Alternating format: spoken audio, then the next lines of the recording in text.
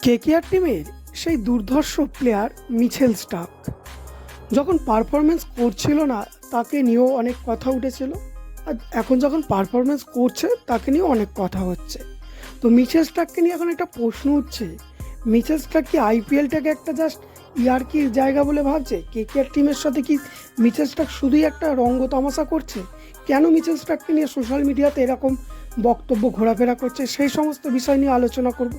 তো এটা একটা অত্যন্ত গুরুত্বপূর্ণ হতে চলেছে এবং মিচেল স্টার্ক আর কটি ম্যাচের জন্য অ্যাভেলেবেল থাকবে সেটিও জানাবো আজকের ভিডিওতে, এবং পিল সল্টের ব্যাকআপ কে হতে পারে তাও জানাবো। অর্থাৎ ভিডিওটা খুবই গুরুত্বপূর্ণ হতে চলেছে।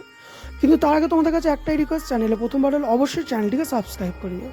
দেখো, পিল সল্ট মানে যখন বাজে খেলছিল তাকে নিয়ে সমালোচনা করাটা স্বাভাবিক, কারণ অত দামের প্লেয়ার বাজে খেললে সমালোচনা হবেই। এখন ভালো খেলছে, তাকে অবশ্যই প্রশংসা করার মতোই খেলছে, যথেষ্ট ভালো বল করেছে। তোমরা দেখেছো একদম হারা ম্যাচ, মুম্বাইয়ের সাথে কেকেআরের হারা ম্যাচকে জিতিয়ে দিয়েছে। অবশ্যই সুনীল নারিনও ভালো বল করেছে, বরুণ চক্রবর্তীও ভালো বল করেছে, কিন্তু মিচেল স্টার্ক একাই 4টে উইকেট নিয়েছে। আর ওই জায়গায় টিম ডেভিডকে আউট না করলে হয়তো কেকেআর টিম ম্যাচটা জিততে পারতো না। তো যাই হোক, এখন মিচেল স্টার্ককে নিয়ে কথা উঠছে যে মিচেল স্টার্ক এতদিন পর্যন্ত শুধুমাত্র ইয়ার্কি করছে। কালকে তার বউ খেলা দেখতে এসেছিল বলে ভালো পারফরমেন্স দেখিয়েছে, এবং কেকেআর টিমের সঙ্গে সে শুধুই মাত্র একটা প্র্যাকটিসের মোহরা হিসাবে কেকেআরকে ব্যবহার করছিল টি-20 বিশ্বকাপের জন্য। আর এখন যেহেতু টি-20 বিশ্বকাপ সামনে এসে গেছে, তাই সে সিরিয়াস ওয়েতে বল করছে, এবং তার বলের লেভেল এখন প্রতিটা কেকেআর ফ্যান এবং প্রতিটা আইপিএলের ফ্র্যাঞ্চাইজিকে দেখাচ্ছে, যাতে করে সে সামনেবারও খুব কড়া চড়া দামে বিক্রি হতে পারে। তো এরকম মিচেল স্টার্ককে নিয়ে সমালোচনা চলছে।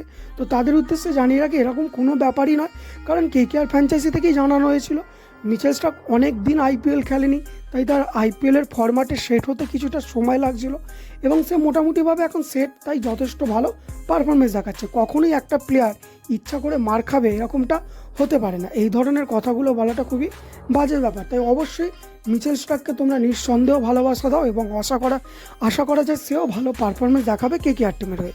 এবার যদি মিচেল স্টার্ক কতদিন অ্যাভেলেবেল থাকবে, দেখো মিচেল স্টার্ক টি-20 বিশ্বকাপ যখন শুরু হবে তার কিছুদিন আগেই চলে যাবে, অর্থাৎ আইপিএলের পুরো ফাইনাল খেলেই মিচেল স্টার্ক যাচ্ছে, এই নিয়ে কোনো সন্দেহ নেই। দ্বিতীয়ত, পিল সল্টের ব্যাকআপ। পিল সল্ট তো প্লে অফের আগে চলে যাবে, আগের দিন এই ভিডিওটা তোমরা যারা না দেখেছো দেখে নাও। আর পিল সল্টের ব্যাকআপ কে হতে পারে? দেখো, ব্যাকআপ এখন হেজেলউড, যার সাথে সিএসকেও কথা বলছে, কারণ তাদের মুস্তাফিজুর রহমান চলে যাবে। আর কেকেআর টিমেরও ইমিডিয়েট কথা বলা দরকার। কেকেআর টিম হেজেলউডকে নেওয়ার জন্য অ্যাপ্রোচ করছে কি, সেই ব্যাপারে কিছু নিউজ এখনও জানা যায়নি। তবে যদি চলে যায় পিল সল্ট, সেক্ষেত্রে রহমানুল্লাহ গুরবাজই একমাত্র ভরসা, এবং গুরবাজ আফগানিস্তান তার দেশে ফিরে গেছে নিজের কিছু পার্সোনাল ইস্যুর কারণে। তো এই ভিডিওটা যারা না দেখেছো অবশ্যই একবার দেখে নাও। এখানে রহমানুল্লাহ গুরবাজকে নিয়ে, পিল সল্টকে নিয়ে এবং মিচেল স্টার্ককে নিয়ে ডিটেলস অ্যানালিসিস করা আছে, খুবই ভালো একটি ভিডিও, দেখে নাও। আর যারা সোশ্যাল মিডিয়াতে এরকম ধরনের প্রোপাগান্ডা ছড়াচ্ছ, অর্থাৎ বেকার মিচেল স্টার্ককে নিয়ে সমালোচনা করছো, তাদের উদ্দেশ্যে একটাই কথা বলি যে এরকম সমালোচনা করো না। আর মিডিয়াদের কাজই একটা, যে ভালো খেললে ভালো বলা, খারাপ খেললে খারাপ বলা, এটাই প্রকৃত মিডিয়া হওয়া উচিত। কিন্তু শুধু শুধু মিথ্যে সমালোচনা করা কোনো সোশ্যাল মিডিয়ার যারা স্পোর্টস ইউটিউবার আছে কারোরই এরকম করা উচিত নয়। তো এই ছিল আজকে সম্পূর্ণ ভিডিও। তোমাদের কেমন লাগলো অবশ্যই কমেন্টে জানাতে